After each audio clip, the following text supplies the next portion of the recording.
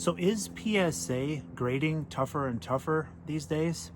I guess it probably just depends on who you get at PSA because in my opinion, and this is going to be a relatively small sample size, I don't think so. So let me show you, I just got a 6-card order back. I sent them in prior to the National and I just got them back this week. And so I'm going to kind of go through these with you and kind of tell you what I thought they'd get and what they actually got, etc. So the first one is a 23 Trinity Gold Laser 1 of 1 JJ McCarthy and a PSA 7. So I bought this card cheap. I paid like 30 bucks for it. I am a Michigan fan. I'm a big JJ McCarthy fan. I knew this card was going to grade low. I thought it could grade as low as a 6. So a 7 I felt like was fair. The back corners are kind of jacked up on it. A couple of them are. But it's a 1 of 1. I bought it really cheap. I've got like, $50 into it total with grading. And I just really like the card. So that one was pretty much spot on with what I expected. The second one is a 1997 Flair Showcase Row 1 Kobe Bryant. Okay, so this one had what I consider to be a possible surface issue on the front, but I wasn't sure if it was part of the card design or if it was a surface issue. Well, based on the fact that it got a PSA 7, I'm going to say that it was a surface issue. It's a gorgeous card. It's just a great card. I really wanted to get an 8 or a 9 and still do. And so I listed that card and some of the others, not all of them, but some of the others on eBay also. And I actually sold it right away. And I think that the buyer is going to be really happy with it. It is a gorgeous card. I would like to get an 8 or a 9. Outside of that, a couple just minor like roller mark type things. Nothing that's going to typically drop you below an 8, a 9 or an 8. But I guess lesson learned on that card because, like I said, the corners are great on it. Like overall, it's a great card. But I guess that surface issue isn't part of the card design. It's a surface issue, I guess. But like I said, I think the buyer of that card's going to be really happy with it because it actually looks a lot better than a 7 in my opinion. Okay, let's get into some of these other ones. A 23 Finest Wemby Debut Gold. It's numbered to 50. It's got a PSA 9. I thought it had an outside chance at a 10. It's got a minor surface issue or two also. It's hard to gauge like those little roller marks that are really faint, like on the back. I think it might have had one on the front also. It's a beautiful card. I'm happy with the 9. It could have gone either way. It could have been a 9 or a 10. I can't really complain though because it's like, in those borderline cases, you go into it knowing it could be a 9. The good news is this is a pop 10 card. I mean, it's the serial number to 50. It's super rare. I'm big on Wemby. I've bought a bunch of his stuff. A few cards in this order are going to be of him. And I've continued to buy some. And so I'm just really pumped. I think he's going to have a great season. I may sell some of these things. I threw a handful of these cards on eBay, a handful of these Wembys that I'm about to get to on eBay. Not in a big rush to sell them. I put them at a little higher prices because I do believe in him and I don't really need to sell them right now by any means. So again, that's pop 10 and a PSA 9. I thought it was fair. I got no complaints. The next one is just a gorgeous card. The only thing missing from this card is having, spurs on the front because you know that the Topps products were unlicensed. That's a 23 Finest Gold Refractor number to 50 of Wemby in a PSA 9. It's just a great card. Similar to the debut, I thought it could have went either way. I felt even better about this one than the debut. I really thought that this had a decent chance at getting a 10. Most of these cards have minor surface issues. It's just, how are they going to evaluate those roller marks? So this card is quite rare. It's, like I said, it's numbered to 50, but it's a pop 4, and there's only 3 that have been graded higher. It's just a fantastic card. I really like this one. I threw it on the bay at a high buy it now best offer. I'm totally fine with hanging on to it. I just thought with how rare it is and how many other Wemby cards I have, I'll throw it on there and see what happens. But it's just a great card. But I can't argue with this one much either because, there's nothing glaring. It doesn't have any big ding corners or anything like that. But it's just how do they evaluate those surface issues. So If anything, though, that one I could have made a case for a 10.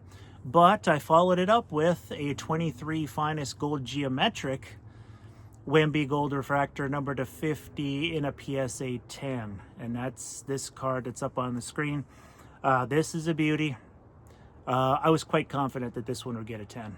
If this one would have came back a 9, I would have been more upset than the base gold, like the true gold.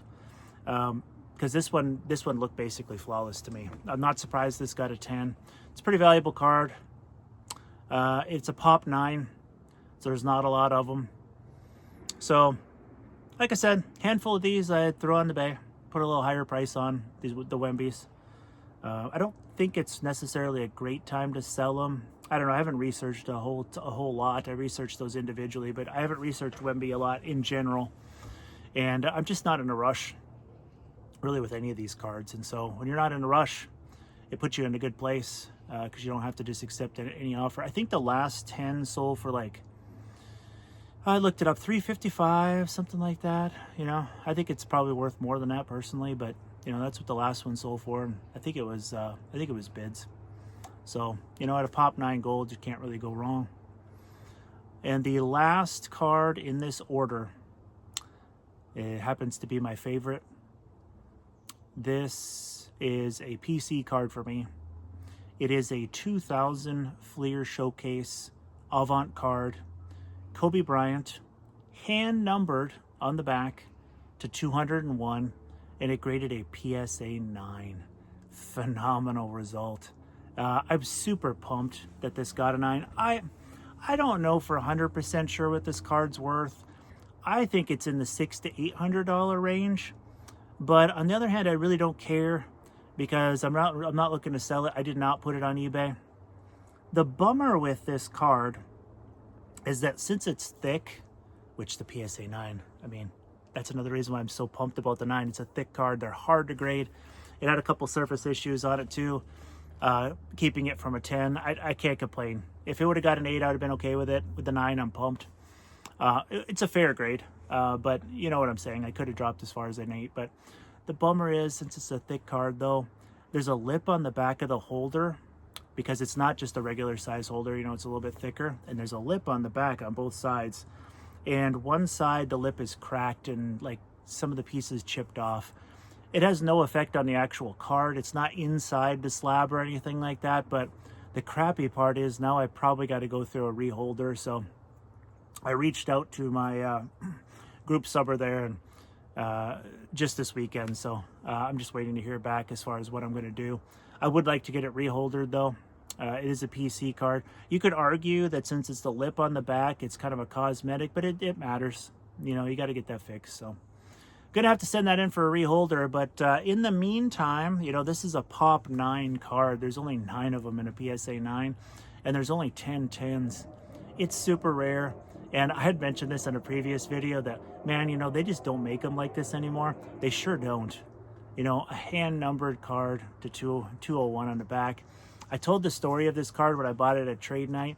A guy had pulled it and basically kept it in a box for the better part of 20 plus years. And, you know, I don't know if I was the first person that saw it since, but I was probably one of the only people that have seen it in the last 20 some years. And I saw it at trade night, and he wanted $200, and I didn't negotiate. I just gave him the $200. And so I got about 220 or 225 or something like that into it. And I really, really like the card. It's really cool. It just has like a textured canvas front on it. So just really, really cool card.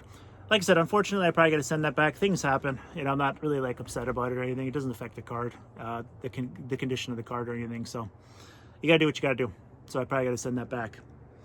Just a couple things. Reminder before I forget, if you haven't subscribed to the channel, if you would consider doing so, that would be awesome. I really appreciate your support.